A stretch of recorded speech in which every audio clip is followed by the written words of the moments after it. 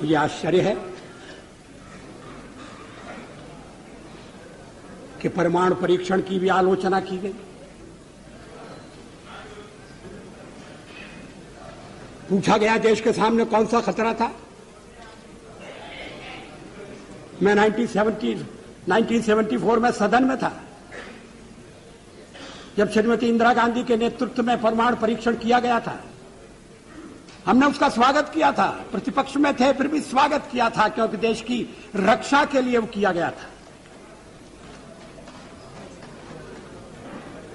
उस समय कौन सा खतरा था? क्या आत्मरक्षा की तैयारी तभी होगी जब खतरा होगा? अगर तैयारी पहले से हो तो जो खतरा अगर आने वाला है तो खतरा भी दूर हो जाएगा। खतरा अमल में नहीं आएगा।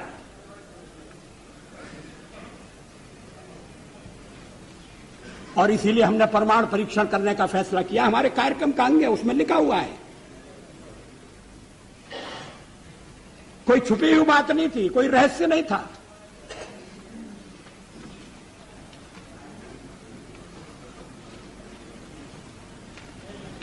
अध्यक्ष महोदय,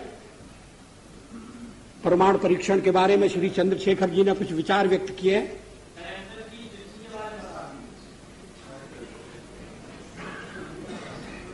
मुझे खेद है कि मैं उनके विचारों से सहमत नहीं हो सकता। उनके चिंतन की एक विशिष्ट धारा है।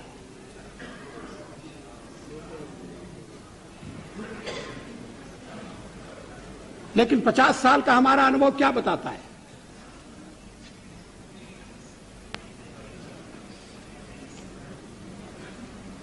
क्या रक्षा के मामले में हमें आत्मनिर्भर नहीं होना चाहिए? केवल एक पड़ोसी नहीं, हमारे अनेक पड़ोसी हैं। इस समय यूरोप में क्या हो रहा है वो एक चेतावनी है।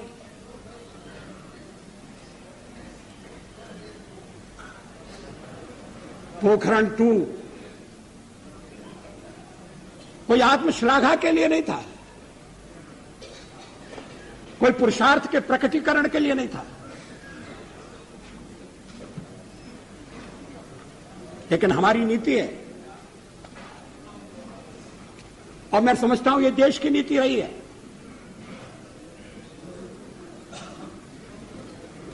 कि मिनिमम डिटरेंट होना चाहिए।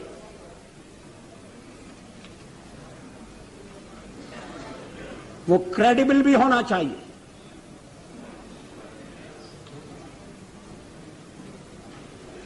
इसलिए परीक्षण का फैसला किया गया। उसके कारण कुछ कठिनाइयां आएंगी, हमें मालूम था, लेकिन देश उन कठिनाइयों का सफलतापूर्वक सामना करेगा, यह भी हमको विश्वास था और ऐसा ही हुआ। आर्थिक प्रतिबंध हमें आगे बढ़ने से नहीं रोक सके। रक्षा संबंधी फैसले करने से हमें विरत नहीं कर सके।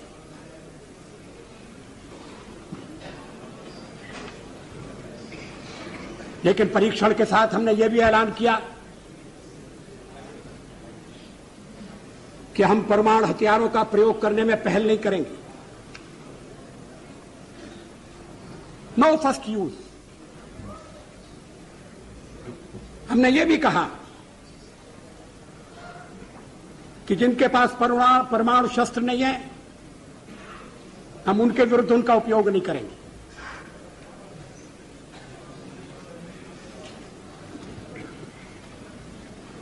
हमने परीक्षण बंद करने का भी ऐलान किया।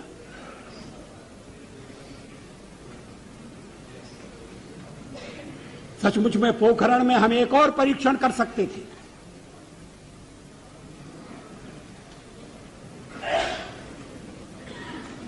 लेकिन जब हमें लगा कि वैज्ञानिक तकाजा पूरा हो गया है तो उस परीक्षण को हमने छोड़ दिया।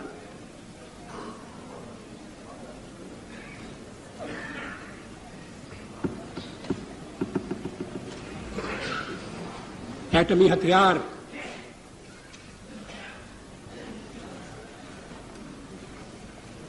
रक्षा के लिए भी हो सकते हैं।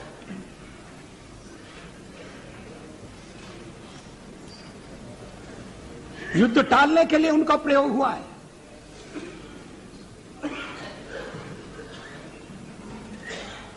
इतने वर्षों तक यूरोप में शांति रही, दो शिविरों में बटे हुए विश्व में युद्ध नहीं हुआ। इसके मूल में कहीं न कहीं ये बात थी कि शक्ति संतुलन है और इसलिए एक दूसरे को छेड़ने से बाज आना चाहिए। डिटरेंट के पीछे यही परिकल्पना है। इस पर सारा सदन विचार करे, इस बात की आवश्यकता है।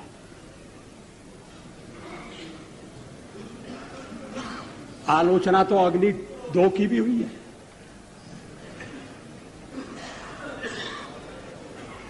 और उस दिन बड़ा विचित्र दृश्य उपस्थित हुआ जब सवेरे हमने अखबारों में पढ़ा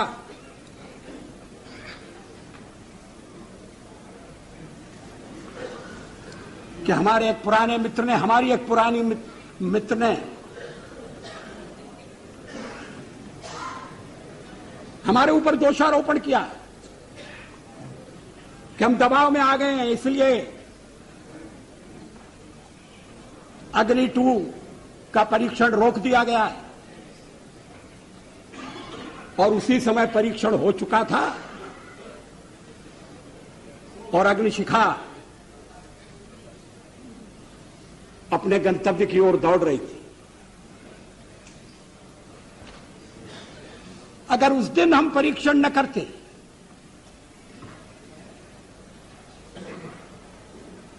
तो वो उनका वक्तव्य भ्रम पैदा कर सकता था।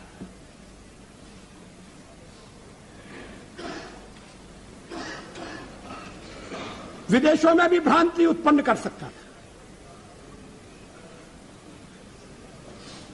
अध्यक्ष महोदय, 13 महीने के अपने कार्यकाल में कभी हमने अंतर्राष्ट्रीय दबाव में आकर कोई फैसला नहीं किया, न हम आगे करेंगे।